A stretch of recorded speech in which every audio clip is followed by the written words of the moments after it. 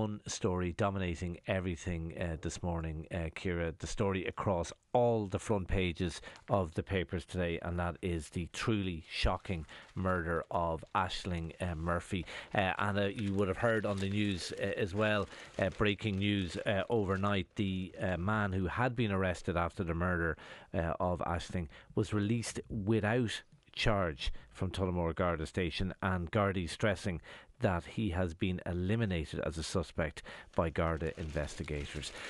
Ciara, it's a story that has touched a nerve across the whole country, I think it's fair to say.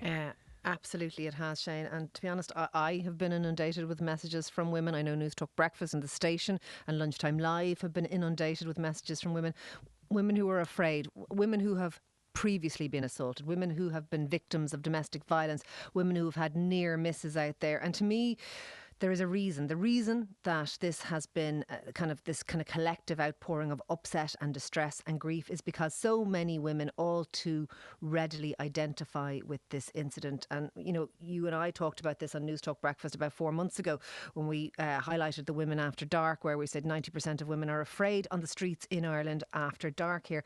And to me, I think it is clear that women are upset, not because they knew Aisling, because they didn't. They are upset because they feel that they could be Aisling. And I think that is a really sad indictment of our society. And I think how women have managed that, Shane, is that they have shrunken their own worlds. They don't go out after dark. They don't walk in certain areas. And I said this earlier, but I was thinking about this only yesterday for the first time I think I've ever thought about it. I've never been to a woods for a walk on my own. Never gone to a woods, lovely tramping around the woods. Never done that on my own because I would be nervous of doing so. But that shrinking of our worlds isn't working. Us withdrawing from spaces isn't working because we're still not safe. So I think we need to move this conversation forward and say not what are women to do about this. How can we adapt our behaviour? I think we have to start asking the question, what are men going to do about this? How can we change?